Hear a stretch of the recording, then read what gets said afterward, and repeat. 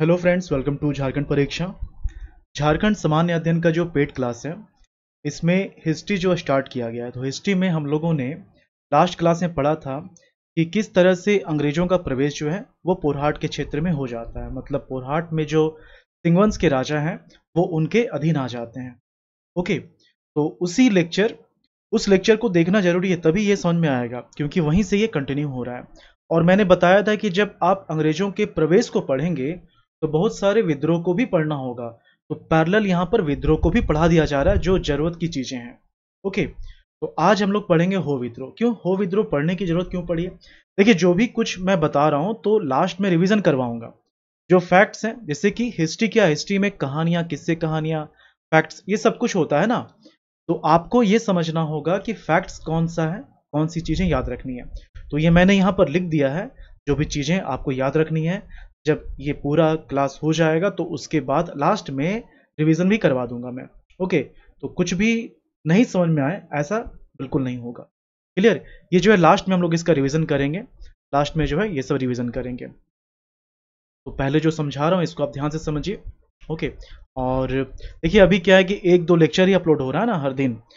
बहुत ही जल्द स्पीड को इंक्रीज किया जाएगा और ये अगस्त तक जो है ये सिलेबस कंप्लीट हो जाएगा। अगस्त तक जो है ये सिलेबस कंप्लीट हो जाएगा। और ये जो हिस्ट्री है, हिस्ट्री थोड़ा सा लंबा चलेगा। हिस्ट्री हो सकता है कि पूरा जुलाई जो है हिस्ट्री चले। ओके, क्योंकि ये है बड़ा सब्जेक्ट झारखंड में।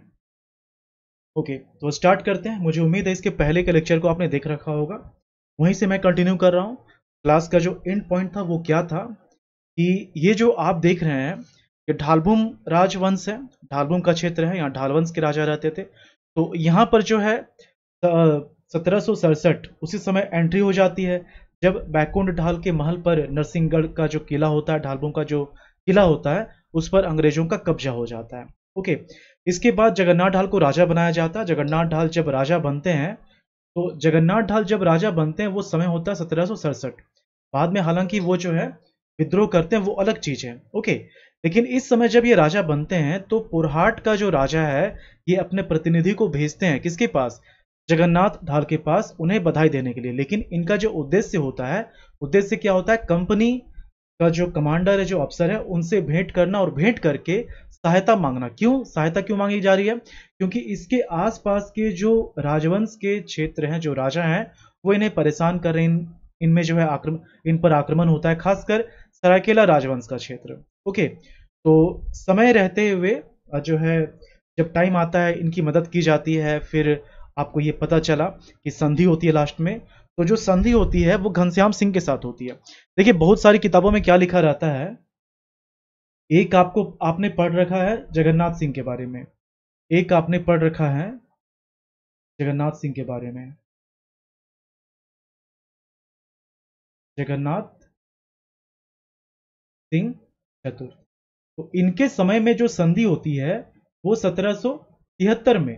और ये जो संधि होती है, आपको याद होगा कि नमक व्यापारी जो हैं वो उड़ीसा चले जाते थे, पोरहाट के रास्ते से मिदनापुर नहीं जाते थे। अंग्रेजों को घाटा हो रहा था। तब अंग्रेजों को महसूस हुआ कि पोरहाट का जो राजा है उनसे समझौता करना पड़ेगा। और संधि में यही होता है कि जो नमक व्यापारी हैं उनको रास्ता नहीं दिया जाएगा। ओके, तो बस यही रीजन था संधि का। इसके बहुत समय के बाद 1820 में घनश्याम सिंह के साथ घनश्याम सिंह के साथ संधि होती है। और उस समय जो अंग्रेज अधिकारी होता है वो कैप्टन रसेल होता है। वो जो है कैप्टन रसेल होता है। तो इन दोनों के बीच जो है संधि होती है। ठीक है, तो बहुत सारी किताबों में लिखा रहता है कि घनश्याम सिंह नहीं, जगन्नाथ सिंह चतुर था। तो ये जो तीन संधि, जो तीन शर्तें वो जो बता रहा हूं मैं, ये घनश्याम सिंह के साथ होता है, ना कि जगन्नाथ सिंह चतुर्थ के साथ होता है। तो इसका आप ध्यान रखिएगा। तो कौन कौन सी शर्तें थी? इसमें घनश्याम सिंह बोलता है कि जो सरायकेला है ये बहुत ही ज्यादा परेशान करता है, तो सरायकेला पर मेरा अधिकार हो जाए। दूसरा ये है कि सरायकेला के एक राजा ने हमसे हमारी जो कुल देवी है पौरी देवी, तो पौरी देवी की प्रतिमा को ये लेकर चले गए, चोरी कर लिए। ओके, तो ये वापस करवा दीजिए आप। ये दूसरा शर्त था। तीसरा ये है कि जो हो जनजाति का क्षेत्र है, ये जो आप देख रहे हैं यहाँ पर कोल्हान है ना, ये हो जनजाति का है। ओके, तो जो हो जनजाति का क्षेत्र है, तो ये क्या है कि अब हमारे कंट्रोल में नहीं रहते, लेकिन हमारा ये मानना है कि ये हमारी प्रजा थे और हमारे अधीन ही रहते थे। तो आप क्या कीजिए, इनको जो है फिर से हमारे अधीन ले आइए। ये पोरहाट के राजा का मानना है, लेकिन ये हो जो है ये किसी के अधीन नहीं थे। ये अभी पढ़ाऊंगा, ये लेक्चर उसी टॉपिक पर है ना। तो ये 3 कंडीशन था। तो सरायकेला वाला जो कंडीशन था, मतलब सरायकेला के राजा इनके अधीन आ जाए, ये तो बिल्कुल नहीं होगा, क्योंकि सरायकेला राजवंश से अंग्रेजों की दोस्ती काफ़ी अच्छी चल रही थी। एंग्लो मराठा वार में सरायकेला के राजाओं ने काफ़ी ज़्यादा मदद की थी, और 1857 के विद्रोह, ये तो बात का है ना, ये तो बात का है। फिलहाल आप यही याद रखिए कि एंग्लो मराठा युद्ध में काफ़ी ज़्यादा इनको मदद मिली थी अंग्रेजों को सरायकेला के राजाओं के द्वारा। तो ये तो बिल्कुल जो है रिजेक्ट कर दिया गया।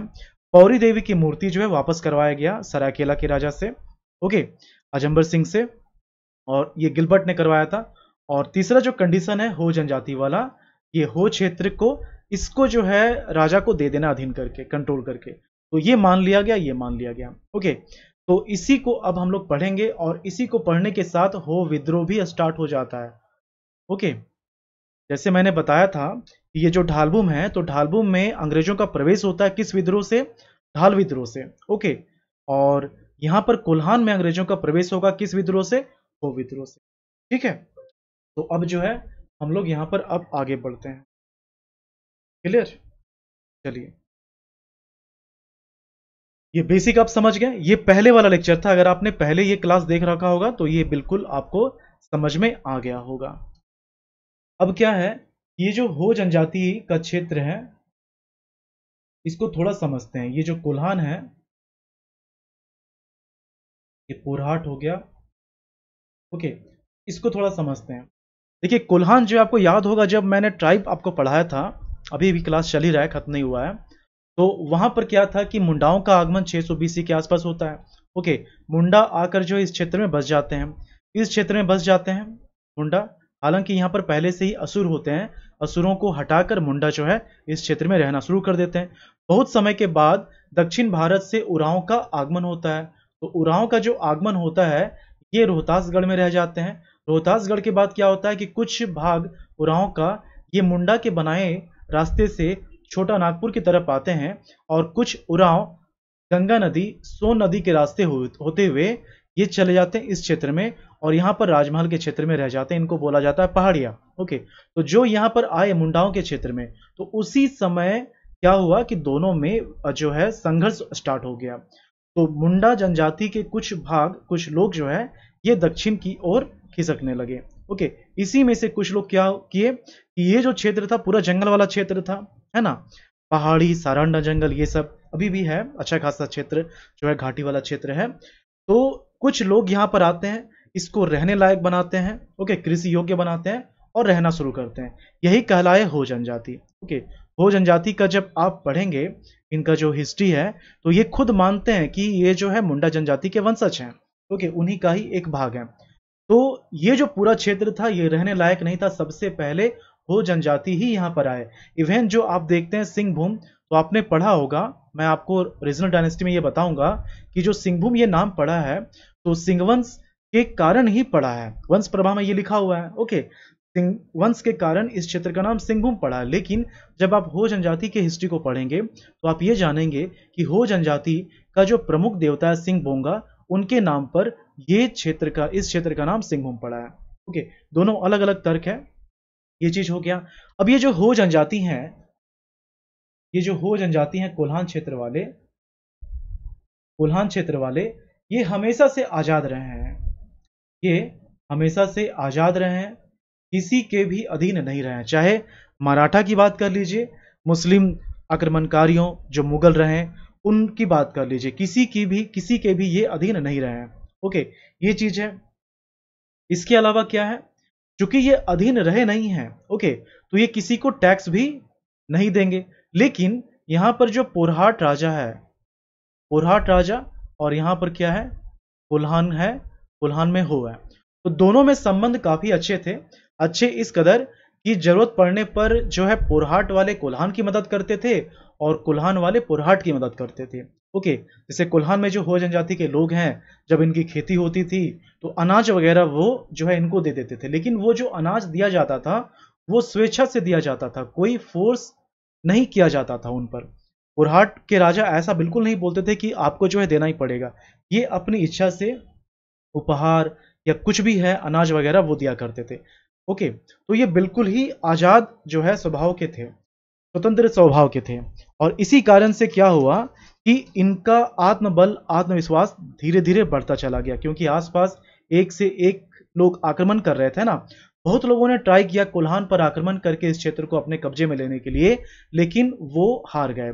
ओके, काफी ज्यादा जो है इन्होंने, जो हो जनजाति कोल्हान वाले हैं, वो तोड़ जवाब इन्होंने दिया। हमेशा से ये लड़ते रहे, अच्छे से लड़ते रहे, तो सभी लोगों को महसूस हो गया कि ये बहुत ही ताकतवर है। और इसी कारण से इनको टिकेल ने टिकेल ने जो है उपनाम दिया है लड़ाका कोल। लड़ाका कोल। तो कोल क्या है? जो कोल्हान क्षेत्र में जनजाति रहते हैं उन्हें अंग्रेजों के द्वारा कोल कहा जाता था। टिकेल के द्वारा हो जनजाति को लड़ाका कोल कहा गया, जबकि ये नाम सबसे ज्यादा प्रचलित हुआ विल्किंसन के द्वारा। ओके, ये चीज है। तो हमेशा से ये जो भी आक्रमण करना चाहते थे, कोल्हान को अपने अधीन लाना चाहते थे, वो जनजाति ने उनका मुंह तोड़ जवाब दिया उनको।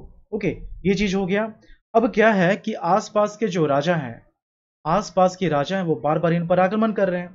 ओके, आक्रमण कर रहे हैं तो ये भी जवाब दे रहे हैं। इस कारण से क्या हुआ कि जो कोल्हान का क्षेत्र है, ये जो कोल्हान का क्षेत्र है, ये बाहरियों के लिए है ना, कोल्हान के जो हो जनजाति हैं उसके अलावा जो भी बच जाते हैं आसपास के क्षेत्र, उनके लिए इस रास्ता से होकर गुजरना मुश्किल हो गया। ये रास्ता उनके लिए बंद कर दिया गया। ओके, कोई भी इस रास्ते से होकर नहीं जा सकता था। ठीक है, और धीरे धीरे पुरहाट के राजा के साथ भी संबंध खराब हो गया। ओके, लेकिन पुरहाट के राजा, अब समय बदलता है ना, पहले के राजा मानते थे कि ये हमारे दोस्त हैं, लेकिन धीरे धीरे समय बदला, तो अब जो पुरहाट के राजा हैं वो ये मानते हैं कि जो हो जनजाति हैं ये हमारी प्रजा हैं और हमारे ये अधीन रहा करते थे, लेकिन अब जो है ये अधीन नहीं है, तो इनको अपने कंट्रोल में लाना है। ओके, तो अंग्रेजों से जो मदद मांगी जाती, यही बोलकर मदद मांगी जाती कि ये हमारे अधीन रहा करते थे, तो इनको अधीन ही रहना चाहिए और काफी ज्यादा ये परेशान करते हैं, तो ये सब बोल के अंग्रेजों से मदद मांगी जाती है। ओके, तो अब क्या है कि अंग्रेज मदद करते हैं, तो अंग्रेजों का जब मदद होता है तो कैसे होता है इस चीज को समझना है। अब यहीं से हम लोग देखेंगे कोल्हान, कोल्हान में अंग्रेजों का प्रवेश, अंग्रेजों का प्रवेश, और इसी के साथ हो विद्रोह भी कंप्लीट हो जाएगा। इसी के साथ हो विद्रोह भी कंप्लीट हो जाएगा। ओके, तो आपको पता है कि जो थर्ड कंडीशन था, वो थर्ड कंडीशन यही था कि जो पुरहाट के राजा हैं ये चाहते हैं कि जो हो जनजाति का कोल्हान है, ओके, हो दिसुम या हो देसम बोलते हैं, क्या बोलते हैं? हो दिसुम बोला जाता है या फिर हो देसम बोला जाता है, मतलब हो लोगों का देश, हो लोगों का राज्य। ओके, तो इन पर ये आक्रमण करना चाहते हैं, इसको अपने अधीन लाना चाहते हैं। अब अंग्रेज इस कदम में आगे बढ़ते हैं। ओके, अब इस क्षेत्र को अपने अधीन लाना है, अधीन ला करके पुरहाट के राजा को दे देना है, संधि का कंडीशन था ना। तो अब क्या है कि अंग्रेज इसको कंट्रोल में लाने के लिए अब कार्यवाही करना शुरू करते हैं। तो कैसे कैसे क्या कर रहे हैं वो ध्यान दीजिए। आप सबसे पहले उस समय जो पॉलिटिकल एजेंट थे मेजर रबसेज, मेजर रबसेज, ओके, इसके पहले मैंने बताया था असिस्टेंट पॉलिटिकल एजेंट, जो कि बताया गया था रसेल के बारे में। ओके, जिनसे घनश्याम सिंह की संधि हुई थी, ये जो संधि हुई थी है ना, अब ये मेजर रबसेज के हाथ में आ गया है। तो मेजर रबसेज क्या करता है, ये जो एक अंग्रेज अधिकारी को, जिसका नाम है लेफ्टिनेंट रडेल, तो लेफ्टिनेंट रडेल को ये भेजता है कहाँ? कोल्हान में भेजता है। बोलता है कि तुम जाओ कोल्हान में जाओ और पता करो हो जनजाति किस तरह से रहते हैं, किस तरह से उनसे बातचीत करनी है, ताकि उनको अपने अधीन लाया जा सके। रडेल जाता है, जाने के बाद इनको पता चलता है कि इस क्षेत्र में एंट्री करना जो है मुश्किल है, तो संधि की बात कैसे हो पाएगी। ये वापस आता है, रबसेज को बोलता है कि एंट्री करना मुश्किल है, मतलब घुसने इनको जो है इस क्षेत्र में प्रवेश करने मिलता ही नहीं है, हिम्मत ही नहीं होती है। ओके, इस तरह के लोग जो है इस तरह से इनका विरोध करते हैं कि इनकी हिम्मत ही नहीं होती है। रडेल वापस आ जाता है। अब क्या है, 1820 में 1820 में क्या होता है कि जो मेजर रबसेज है, मेजर रबसेज, ये क्या करता है कि अब इनको प्रवेश करना है, इन्होंने जिस अधिकारी को भेजा वो तो प्रवेश नहीं कर पाया, तो मेजर रबसेज ये खुद जाता है। अब ये कैसे जाता है, क्या चालाकी करता है, उस समय हो जनजाति है ना, तो हो जनजाति में जो प्रशासन की व्यवस्था होती है उसको मुंडामान की शासन व्यवस्था कहते हैं ना। तो मुंडा जो होता है वो गांव का प्रधान होता है। तो ये कुछ गांव के प्रधान को, मतलब कुछ मुंडाओं को जो है अपने पक्ष में कर लेता है, और अपने पक्ष में ये कोल्हान में एंट्री करता है, और एंट्री करने में सफल हो जाता है, मतलब ये अंदर चला गया, प्रवेश कर पाया। ओके, प्रवेश करता है। तो जो हो जनजाति है इनका विरोध नहीं करते हैं, क्योंकि कुछ लोग इनके साथ हैं, विरोध नहीं करते हैं। धीरे धीरे जो है ये कहां पहुंचते हैं, रोरो नदी के तट पर। ये जो है रोरो नदी के तट पर पहुंचते हैं, चाईबासा में, चाईबासा में। और ये अकेले नहीं है, पूरा सैनिक है, और ये इस उद्देश्य से जा रहे हैं कि पूरे हो जनजाति के लोगों को ये बोला जाएगा कि तुम हमारे अधीन आ जाओ, और अगर ये नहीं मानेंगे तो युद्ध किया जाएगा। ओके, इसी उद्देश्य से बहुत सारे सैनिक यहाँ पर पहुंचते हैं। अब हो जनजाति भी इस चीज के लिए तैयार है कि हम लोग तो इसके अधीन आएंगे नहीं, तो क्या करेंगे, युद्ध करेंगे। ओके, तो ये जो रोरो नदी है इसी के तट पर चाईबासा में युद्ध होता है। किसके किसके बीच युद्ध होता है, एक तरफ है मेजर रबसेज की सेना, एक तरफ है मेजर रबसेज की सेना, और एक तरफ है हो जनजाति। तो हो जनजाति, आपको याद होगा कि जो कुल्हान है, जैसे हो जनजाति में क्या होता है, जो मुंडा होता है वो गांव का हेड होता है। इस तरह से कुछ गांव को मिलाकर पीढ़ बनाया जाता है जिसका हेड मानगी होता है। तो कुल्हान में जो है टोटल जो पीढ़ था वो कितना था, 26 पीढ़। तो इसमें से एक पीढ़ जो गुमला पीढ़ है वो ज्यादातर यहाँ पार्टिसिपेट करते हैं। हालांकि दूसरे पीढ़ के भी लोग होते हैं, लेकिन जो गुमला पीढ़ है इसके लोग ज्यादा होते हैं। तो ये लड़ाई काफी ज्यादा हिंसक होती है। ओके, तो लड़ाई में क्या क्या हुआ वो इंपॉर्टेंट नहीं है, बस इतना आप समझिए कि लड़ाई जो है ये काफी ज्यादा हिंसक होता है। और इस लड़ाई के बाद, इस लड़ाई के बाद जिन लोगों ने जो लोग इसमें शामिल हुए थे, तो वो लोग जो है इसकी अधीनता स्वीकार कर लेते हैं। अब ये जो कोल्हान क्षेत्र है ये पूरा का पूरा कोल्हान क्षेत्र हो गया। जो युद्ध हुआ वो युद्ध कहाँ हुआ, देखिए अगर आप मैप देखेंगे तो जैसे कि ये पश्चिम सिंहभूम है, तो ये जो चाईबासा का क्षेत्र है, चाईबासा का क्षेत्र यहाँ पर आता है ना, तो यहीं पर युद्ध हुआ था। तो ये वाला जो पार्ट है ये नॉर्थ हो गया, और ये क्या हो गया, साउथ हो गया। ओके, तो जो ऊपर वाले उत्तर वाले क्षेत्र के जो हो जनजाति थे ये अधीनता स्वीकार कर लेते हैं, और अधीनता स्वीकार करने के साथ ये बोलते हैं कि टैक्स अब ये दिया करेंगे, ये सरेंडर कर देते हैं, टैक्स दिया करेंगे। पैरेलली जो साउथ कोल्हान के हो जनजाति हैं ये टैक्स नहीं देते हैं। ओके, और अपना विद्रोह जारी रखते हैं। ये लड़ाई जो है अपना कंटिन्यूटी जो है लड़ाई में बनाए रखते हैं। ओके, ये चीज है। अब क्या है कि एक हिस्सा तो कंट्रोल में आ गया, अब अंग्रेजों को लग रहा है कि एक हिस्सा कंट्रोल में आ गया, दूसरा हिस्सा भी कंट्रोल में आसानी से लाया जा सकता है। तो इसको अपने अधीन करके रबसेज वापस जा रहा था। ओके, रबसेज जो है वापस जा रहा था, कहाँ जा रहा था, संबलपुर। ओके, संबलपुर जा रहा था। तो संबलपुर जाने में इनको काफी ज्यादा परेशानी हुई, ऐसा नहीं कि रास्ता खराब था, परेशानी इस सेंस में कि जो हो जनजाति, ये जो साउथ वाले हैं, ये जो है सभी को ढूंढ ढूंढ कर पकड़ पकड़ कर आक्रमण कर रहे हैं, उनको मार रहे हैं। ओके, और साथ ही साथ रबसेज का तो इन्होंने रास्ता रोका, इनको परेशान किया, हालांकि ये पहुंच गए, ये फिर बाद में संबलपुर पहुंच जाते हैं। ये जो साउथ वाले हैं ये क्या करते हैं, ये जो हो जनजाति, नॉर्थ वाला जो हो जनजाति, ये तो टैक्स देना स्टार्ट कर देता है ना। तो ये टैक्स देना क्यों स्टार्ट कर रहा है, ये अंग्रेजों की अधीनता क्यों स्वीकार कर लेता है, इस कारण से इनको भी दंडित किया जाता है। तो ये भी आप याद रखेंगे। ओके, क्यों दंडित किया गया है, क्योंकि ये टैक्स देना शुरू करता है, अंग्रेजों की अधीनता जो है ये स्वीकार लेता है, इसलिए उनको दंडित किया जाता है। इसके अलावा क्या होता है, 1820 का ही अभी टाइम चल रहा है। 1820 में क्या होता है, देखिए अभी हम लोगों ने जो देखा रोरो नदी पर, वो जो पेड़ था वो कौन था, गुमला पेड़। ओके, एक पेड़ आता है, अलग अलग पेड़ है। देखिए जो कुल्हान का क्षेत्र था, अभी के रेस्पेक्ट में अगर आप देखेंगे, अभी के रेस्पेक्ट में अगर आप देखेंगे तो पश्चिमी सिंहभूम का क्षेत्र ज्यादा देखने को मिलेगा, थोड़ा सा सरायकेला खरसावां का मिलेगा। तो सरायकेला खरसावां का एक गम्हरिया पेड़ था, एक गम्हरिया पेड़ था। ये गम्हरिया पेड़ जो है, ये जो मैं बता रहा हूँ उस समय की घटना है। तो ये जो गम्हरिया पेड़ है, ये अंग्रेजों का विद्रोह करते हैं और कुछ अंग्रेजों की हत्या भी कर देते हैं, कुछ अंग्रेजों की हत्या भी कर देते हैं। ओके, इसमें से एक और याद रखिएगा कि बरांडा पेड़ का जो है घासी सिंह है, वो भी जो है में क्या करता है, अंग्रेजों को मारना शुरू करता है।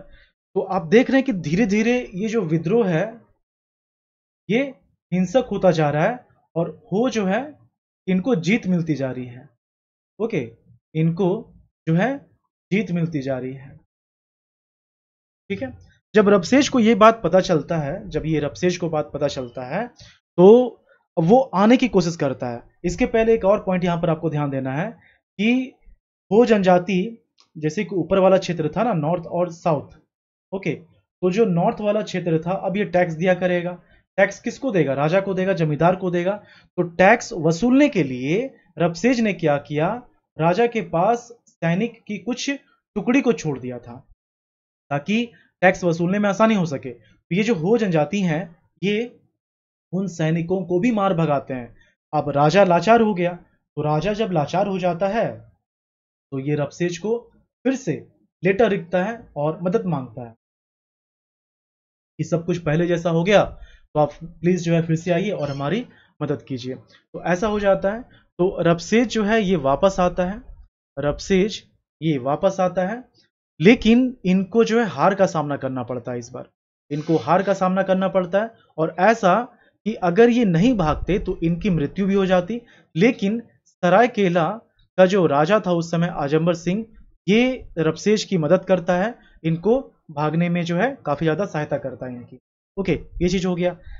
धीरे धीरे ये विद्रोह और आगे बढ़ता है और ये हिंसक होता जाता है। तो 1821 का समय आ गया, 1821 का समय आ गया। पोखरिया आपने लास्ट लेक्चर में पढ़ा था, एक क्षेत्र है इसी प्रदेश में। तो पोखरिया में क्या होता है कि अंग्रेज और पोरहाट ये दोनों मिलकर हो जनजाति का विद्रोह करते हैं, लेकिन ये जो है सफल नहीं हो पाते, काफी ज्यादा इनको नुकसान पहुंचता है। ओके, नुकसान पहुंचता है। इसी के पैरेलल जो है चैनपुर नाम का एक क्षेत्र है, चैनपुर ये पश्चिम सिंहभूम में ही है। ओके, मतलब कोल्हान के क्षेत्र में था उस समय। तो यहां भी काफी ज्यादा नुकसान होता है अंग्रेजों को, काफी ज्यादा अंग्रेज मारे जाते हैं। ओके, तो अब क्या है कि अब कुछ ज्यादा ही हो गया। रबसेज को इतना जो है उम्मीद नहीं था कि ये विद्रोह इतना हद तक जो है ऊपर पहुंचेगा और अंग्रेजों को जो है इस तरह से मुंह खानी पड़ेगी। ओके, तो अब हो जनजाति का जो क्षेत्र है, मतलब जो कब्जा वाला क्षेत्र है, ये बहुत ही बढ़ गया है, ये बहुत ही बढ़ गया है। अब रबसेज सोचता है कि नहीं, अब ऐसे सिंपल तरीके से आक्रमण करके हम लोग नहीं जीत सकते। क्या किया जाएगा? रबसेज अब प्लानिंग करता है। रबसेज जो है अब प्लानिंग करता है, ये कोल्हान को चार तरफ से घेरता है, ये कोल्हान को जो है चार तरफ से घेरता है। ओके, अलग अलग क्षेत्रों से ये राजाओं को बोलता है कि तुम सैनिक भेजो, अलग अलग टुकड़ियां मंगाई जाती हैं, और इन सभी टुकड़ियों को, इन सभी सेनाओं को किसके लीडरशिप में दे दिया जाता है? Colonel Richard. ओके, तो ये आप याद रखेंगे, कर्नल रिचर्ड के नेतृत्व में इन सभी की भागीदारी होती है, कर्नल रिचर्ड। ओके, तो कर्नल रिचर्ड जो है अब ये इन सभी सेनाओं को लेकर कोल्हान पर आक्रमण करता है। कोल्हान पर जब ये आक्रमण करता है तो काफी ज्यादा हो जनजाति के जो लोग हैं उनको नुकसान पहुंचता है। फिर भी एक मंथ तक जो है वो डटे रहते हैं, एक मंथ तक जो है वो डटे रहते हैं, वो हार नहीं मानते हैं। लेकिन बार बार देखिए, इनके पास क्या है? आधुनिक हथियार है ना, और उनके पास पारंपरिक जो हथियार हुआ करते थे वही थे। ये बंदूक, तोप, सब कुछ ये लेकर चल रहे हैं, और इनके पास तीर धनुष है, कुल्हाड़ी है। तो फाइनली एक महीने के बाद जो हो जनजाति हैं, इनमें से बहुत लोगों की मृत्यु हो जाती है, और इसीलिए इनको हार मानना पड़ता है। तो जब ये हार मानते हैं तो फिर क्या होता है? संधि होती है। तो जो संधि होती है, ये आप ध्यान से सुनिए क्या क्या संधि होती है। ओके, जो कंडीशन होता है, अब आप समझ गए कि जो हो जनजाति है ये हार गया। ओके, और जो अंग्रेज हैं ये जीत जाते हैं। ठीक है, तो जो संधि होती है ये आपको समझना है। संधि क्या क्या? पहला देखिए, पहला ये है कि कंपनी की अधीनता जो है ये स्वीकार करेंगे, और भविष्य में हमेशा ही ये जो है आज्ञाकारी बने रहेंगे, हमेशा जो है ये वफादार रहेंगे। किसके प्रति? अंग्रेज के प्रति। कौन? हो जनजाति। ओके, ये चीज हो गया। इसके बाद क्या है कि प्रति हल की जो खेती है, प्रति जोत जो है, मतलब कहने का कि एक जोड़ा बैल से जितना खेती हो पाता है, तो उसका जो टैक्स होगा वो कितना होगा, 8 आना होगा। 8 आना या 50 पैसा कह सकते हैं प्रति हल। प्रति हल ये टैक्स देना पड़ेगा। ओके, ये 5 वर्षों तक चलेगा। 5 वर्ष के बाद क्या हो जाएगा, 5 वर्ष के बाद 16 आना और 1 रुपए। 5 वर्ष के बाद 16 आना और 1 रुपए जो है ये प्रति हल देना पड़ेगा। सालाना प्रति वर्ष इतना टैक्स देना पड़ेगा। ये 2 कंडीशन हो गया। तीसरा क्या है, आपको पता है कि जो कोल्हान का क्षेत्र था ये यात्रियों के लिए, ये बाहरियों के लिए बंद कर दिया गया था, कोई भी यहां से क्रॉस नहीं किया कर सकता था। तो जो कोल्हान का रास्ता है ये यात्रियों के लिए ओपन रहेगा, किसी तरह का लूटपाट नहीं होगा, और अगर लूटपाट हो गया तो वो सारा संपत्ति वापस किया जाएगा। ओके, तो यहां पर रास्ता जो है ये ओपन किया जाएगा। ओके, इसके बाद क्या है कि लूटपाट नहीं होगा, लूटपाट नहीं होगा, संपत्ति को, जो भी लूटे हुए संपत्ति हैं उनको वापस करना होगा। ओके, ये चीज हो गया। चौथा जो है, चौथा क्या है कि जो हो जनजाति हैं ये दूसरे जातियों के लोगों को कोल्हान के क्षेत्र में बसने देंगे, साथ ही साथ अपने बच्चों को हिंदी और उड़ीसा का जो भाषा है उड़िया, ओके, ये सीखने के लिए प्रोत्साहित करेंगे। किसी तरह का कोई काम होगा, हो जनजाति जो है फरियाद लेकर आएंगे, हथियार नहीं उठाएंगे। तो ये सब संधि किया गया था, और देखने से लग रहा होगा कि वो समाज जो हमेशा से आजाद रहा है, इस तरह का पाबंदी लग गया। तो ये जो पाबंदी था इसको बहुत ही ज्यादा अपमानजनक माना जाता है। लेकिन हो जनजाति के पास कोई रास्ता नहीं था। क्यों? बहुत से लोग मारे गए थे, तो वो घुट घुट कर जी रहे थे, और एक जो है मौका की तलाश में थे कि कब जो है हमें मौका मिलेगा और अंग्रेजों के विरुद्ध फिर से हम खड़े हो जाएंगे, इनके शोषण के अगेंस्ट जो है फिर से हम लोग आवाज उठाएंगे। ओके, इनको जो मौका मिलता है ये मिलता है कोल विद्रोह में। कोल विद्रोह में इनकी भागीदारी बहुत ही ज्यादा है। तो अभी हम लोगों ने जो पढ़ा वो क्या पढ़ा, हो विद्रोह। और जब फाइनल संधि होती है कब, वो जो नॉर्थ वाला पार्ट था ना, नॉर्थ वाला पार्ट 1820 का, तो वहीं से जो है हो जनजाति के जो लोग हैं, कोल्हान का जो क्षेत्र है ये अंग्रेजों के अधीन आ जाता है। ओके, तो इसी समय अधीनता स्वीकार होती है, लेकिन बाद में ये फिर से कंटिन्यू होता है और 1820 से लेकर 1821 तक चलता है। ओके, तो यही था हो विद्रोह और यही था कोल्हान में अंग्रेजों का प्रवेश। अधीनता स्वीकार कर ली मतलब प्रवेश हो गया। ओके, इसी के साथ हम लोगों ने पूरा का पूरा जो सिंहभूम है ये कंप्लीट कर लिया। जो सिंहभूम का क्षेत्र है इसमें क्या क्या आता है, पुरहाट आता है, ओके, नीचे कोल्हान आता है, यहां पर सरायकेला खरसावां हो गया, और यहां पर धालबुम हो गया। सरायकेला खरसावां के साथ 1793 में जो संधि की गई थी उसके बाद ये लॉयल हो गए। पुरहाट में 1773 में जो नमक व्यापारी को रोकने के लिए संधि किया गया था वो आपको याद रखना है। ओके, और फिर 1 फरवरी 1820 में जो घनश्याम सिंह के साथ संधि होती है ये भी आपको याद रखना है। कोल्हान के लिए 1820 में नॉर्थ वाला और 1821 में पूरा नॉर्थ साउथ दोनों। ठीक है, ढालबुम का क्या हो जाएगा 1767, लेकिन जगन्नाथ ढाल विद्रोह करता है तो 1777। ओके, तो ये पूरा जो स्टार्टिंग और एंड पॉइंट ये सब मैंने बता दिया। इसी के साथ सिंहभूम जो है कंप्लीट हो जाता है। इन सभी क्षेत्रों में अंग्रेजों का प्रवेश हो चुका है। इसके बाद हम लोग दूसरे राजवंश में, दूसरे क्षेत्र में अंग्रेजों का प्रवेश कैसे होता है ये देखेंगे। क्लियर? तो अब हम लोग कर लेते हैं रिवीजन। ये हो गया, अब हम लोग करते हैं रिवीजन। चलिए, तो ये आपको पता है कि पुरहाट के राजा और अंग्रेज में समझौता होती है 1 फरवरी 1820। ये जो समझौता है घनश्याम सिंह और उस समय जो असिस्टेंट पॉलिटिकल एजेंट थे रसेल, उनके बीच होती है। तो संधि क्या है, समझौता क्या है, शर्त क्या है, सरायकेला पर अधिकार, पौरी देवी की मूर्ति की वापसी, हो दिसुम कोल्हान पर अधिकार। ओके, तो सरायकेला पर अधिकार तो नहीं दिलाया जा सकता, बाकी 2 कंडीशन फुलफिल किए जाएंगे। ओके, यहीं से जो है अधीनता स्वीकार हो जाती है। अब क्या है कि जो हो जनजाति हमेशा से आजाद रहे हैं। ओके, मेजर रबसेज ये रडेल को भेजते हैं पता करने के लिए, तुम जाओ पता करो, देखो हो जनजाति का जो पावर वो मतलब वो कितना उनका नेटवर्क है, किस तरह से वो रहते हैं, वो हमारी बात मानेंगे नहीं मानेंगे। लेकिन रडेल जो है इनको घुसने में ही हालत खराब हो जाती है, अंदर ये जा ही नहीं पाते हैं। ओके, फिर वापस से रबसेज को जाना पड़ता है कोल्हान के क्षेत्र में। ये क्या करता है कि कुछ मुंडाओं को, मतलब गांव के प्रधान को अपने साथ में ले लेता है ताकि इनको दिक्कत ना हो और प्रवेश मिल जाए। ओके, तो 1820 में ये प्रवेश कर जाता है, चाईबासा के पास पहुंचता है। रोरो नदी के तट पे हो जनजाति और रबसेज के बीच युद्ध होता है। ओके, युद्ध के बाद क्या होता है कि जो नॉर्थ वाला क्षेत्र है, नॉर्थ कोल्हान, ये लोग सरेंडर कर देते हैं और टैक्स देना शुरू कर देते हैं। इस बात से साउथ वाले खफा हो गए और ये अपने लड़ाई को जारी रखते हैं, टैक्स ये नहीं देते हैं। रबसेज जब वापस जा रहा था संबलपुर की ओर तो काफी ज्यादा उनको परेशानी होती क्योंकि ये लोग हमला करते हैं।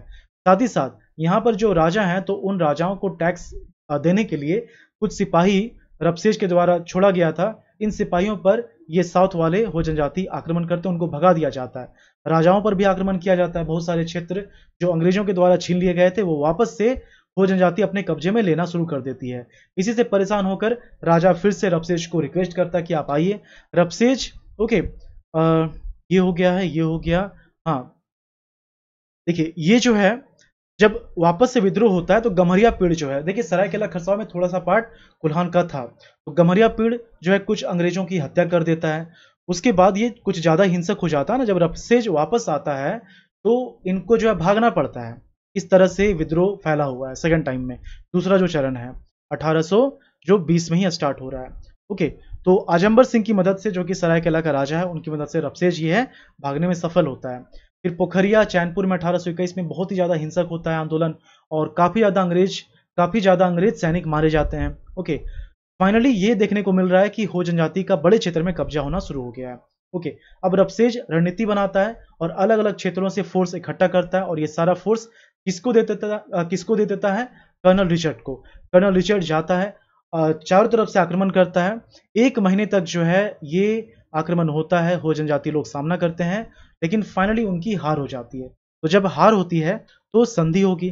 तो जो संधि होती है उसमें क्या क्या था? अधीनता जो है स्वीकार किया जाएगा, हमेशा वफादार रहेंगे। ओके, पहले 5 साल में प्रति वर्ष 8 आना या 50 पैसे प्रति हल दिया जाएगा टैक्स के रूप में। उसके बाद 5 वर्ष के बाद 16 आना 1 रुपए 5 वर्ष के बाद। ओके, कुल्हान मार्ग ये सभी के लिए बंद कर दिया गया था, किसी को भी एंट्री नहीं मिलती थी। ये यात्रियों के लिए ओपन कर दिया जाएगा और किसी का भी लूटपाट नहीं होगा। लूटपाट अगर होता है तो संपत्ति को वापस किया जाएगा। बच्चों को हिंदी सिखाया जाएगा, उड़िया सिखाया जाएगा, इसके लिए प्रोत्साहित किया जाएगा। ओके, ये जो संधि काफी ज्यादा अपमानजनक मानी जाती है और हो जनजाति घुट घुट कर जो है ये रह रहे होते हैं। ना ही ये सिंहवंश राजा से खुश है और ना ही अंग्रेज से खुश है। ये मौका की तलाश में कब इनके शोषण के विरुद्ध खड़ा हो जाए, और इनको जो मौका मिलता है ये मिलता है कोल विद्रोह में। ओके, ये आप याद रखिएगा। तो इसी के साथ ये कंप्लीट 1820 से 21 का टाइम है हो विद्रोह का, ये आप याद रखिए। ओके, तो मिलते हैं हम लोग नेक्स्ट लेक्चर में। Thank you for watching Jharkhand परीक्षा।